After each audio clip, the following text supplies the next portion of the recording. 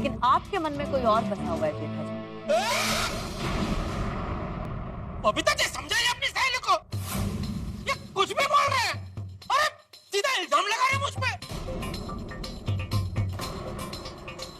दया, दया मैं सच कह रहा हूँ, ऐसा कुछ नहीं है दया, ऐसा कुछ नहीं है। ऐसा नहीं है क्या? ऐसा ही है। और मेरे रत्न कभी झूठ नहीं बोलते हैं जेठा जी।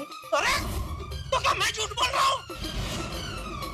मेहता साहब, पीड़े, छोटी, अय्यर भाई, आतिफ भाई, अरे आप सब चुप क्यों हैं? जरा बोलो ना इनको। रत्नावली जी, मैं नहीं मानता आपके इन रत्नों को। और जेठा भरा ऐसा कर ही नहीं सकते। और ये तो रत्न है इसलिए बच गए। अगर कोई इंसान होता ना तो उसको पकड़ के उसके अंदर से सारा कष्ट बुलवा लेता। अरे मी बड़ा रोशन जरा गपचुप रहनी बाबा, शांत हो जाओ। रत्नावली जी, आप फिर से एक बार टेस्ट कीजिए ना, कहीं गलती तो नहीं हो रही है ना आपकी? हाँ रत्नावली जी, प्लीज जरा फिर से चेक कीजिए ना। देखिए गलती से आपके रत्न ने कहीं झूठा परिणाम तो नहीं दिखाया ना? हाँ। जी नहीं, मैं पहले भी बोल चुकी हूँ कि इंसान झूठ बोलते हैं लेकिन मेरे रत्न कभी झूठ नहीं बोलते अंजलि भाभी। पर ये कैसे हो सकता है? देखिए रत्नावली जी, आपको अपने रत्नों पे इतना भरोसा हो सकता है कि झूठ नहीं बोलते, लेकिन हमें भरोसा नहीं है, क्योंकि इस केस में आपके रत्न सरासर झूठ बोल रहे हैं। हाँ। क्योंकि जेठालाल मेरा परम मित्र है और मैं अच्छे से जानता हूं कि जेठालाल ऐसा कर ही नहीं सकता। मुझे अपने दोस्त पे आपके रत्नों से ज्यादा भरोसा है। हाँ, और रत्नावली जी, रत्न तो निर्जीव है, लेकिन जेठालाल एक जीता जाता इंसान है।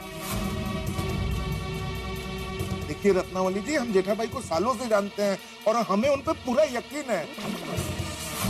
जेठा भाई के केस के डायग्नोसिस में कुछ गड़बड़ हुई है। आप एक सेकेंड ओपिनियन लीजिए। अरे डॉक्टर आदि, सेकंड ओपिनियन की जरूरत क्या है? हम सबकी ओपिनियन है ना कि ये झूठ है, ऐसा हो ही नहीं सकता। गलत है, हो नहीं सकता। वाह, जब कड़वा सच सामने आया तो मेरे रत्न झूठे हो गए। अरे ये वही रत्न है बेड़े साहब जिसे आपने 100 में से 100 मार्क्स दिए थे। और मेहता साहब, आपने तो शेर कहे थे। और सोडी जी, आपने कमाल का कहा था इन रत्नों को। और डॉक्टर हाथी, आपके डायग्नोसिस में भी मेरे रत्न खरे उतरे थे ना। ये वही रत्न है जिसकी आप लोग इतनी ही तारीफ कर रहे थे।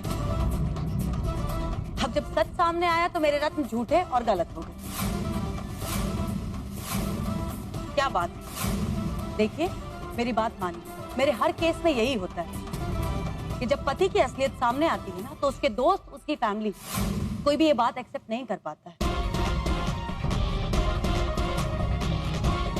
लेकिन धीरे धीरे समय के साथ उन्हें स्वीकार करना ही पड़ता है। सभी को ये लगता है कि रत्न झूठ बोल रहे हैं, लेकिन धीरे धीरे सच्चाई का स्वीकार करना ही पड़ता है। आप किसी और के साथ मेरी तुलना मत कीजिए। मैं जेठालाल चंपकलाल कड़ा हूँ, ऊपर से गोकुलधाम निवासी हूँ। अरे मैं मेरी दया को छोड़ के किसी और को प्यार क्यों करूं? क्यों दया? बबीता जी, जेठा जी, I'm very sorry, ये सब कुछ मेरी वजह से हुआ है। ना ही मैं रत्नावली को यहाँ पे बुलाती और ना ही ये सब कुछ यहाँ पे होता। हाँ, क्यों बुलाया आपने इनको इधर? Listen Ratna, I think there has to be some sort of misunderstanding. तुमसे कोई गलती तो नहीं हो रही है ना? नहीं बबीता, कोई मिसअंडरस्टैंडिंग नहीं है। और मैं पहले भी बोल चुकी हूँ कि इंसान गलत हो सकते हैं लेकिन मेरे रत्न नहीं। अच्छा, अब समझ में आया ऐसा क्यों हुआ? बराबर।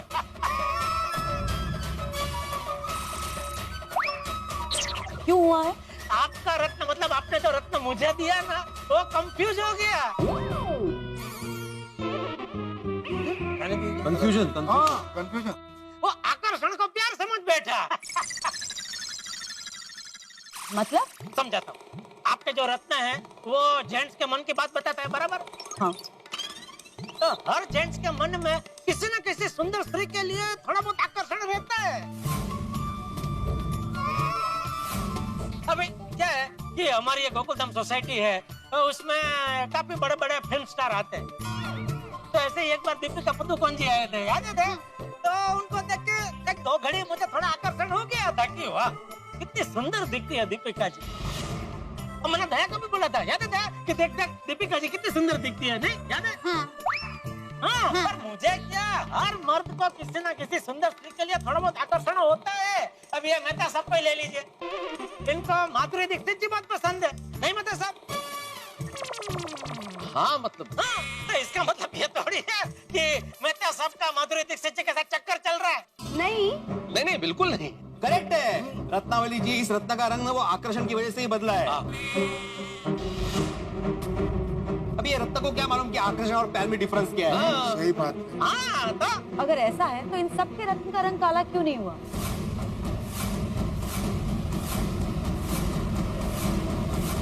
जब आपके ही रत्न का रंग काला क्यों हुआ जेठा जी?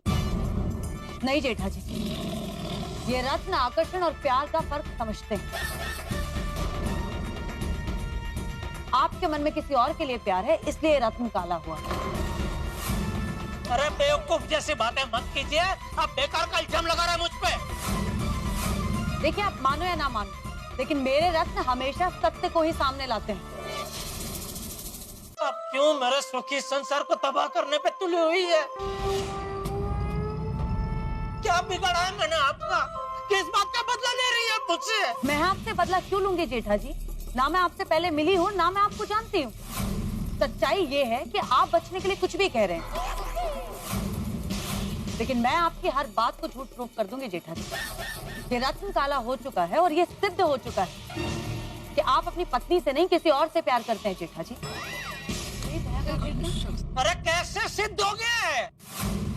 पहले तो आपने लव टेस्ट डालने की कोशिश करी, क्योंकि चोर की दाढ़ी में तिनका। आपको पता था कि अगर टेस्ट होगा तो रत्न का रंग काला हो जाएगा।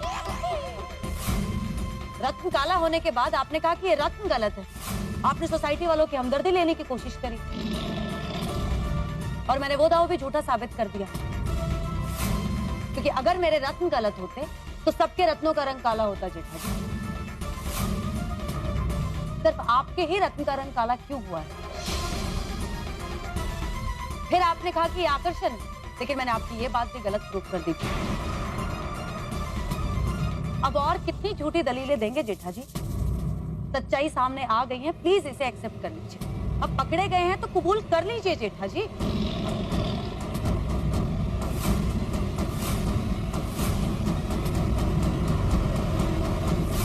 अरे ये सब क्या चल रहा है? एक टुच्चे से रत्ना की वजह से मेरे प्यार पे शंका हो रही है। एक पित्तू सा कांच का टुकड़ा वो तय करेगा कि मेरे दिल में दया के लिए प्यार है कि नहीं? हाँ? क्या चल रहा है ये? छोड़िए जेठा जी, अब बहस करके कोई फायदा नहीं है।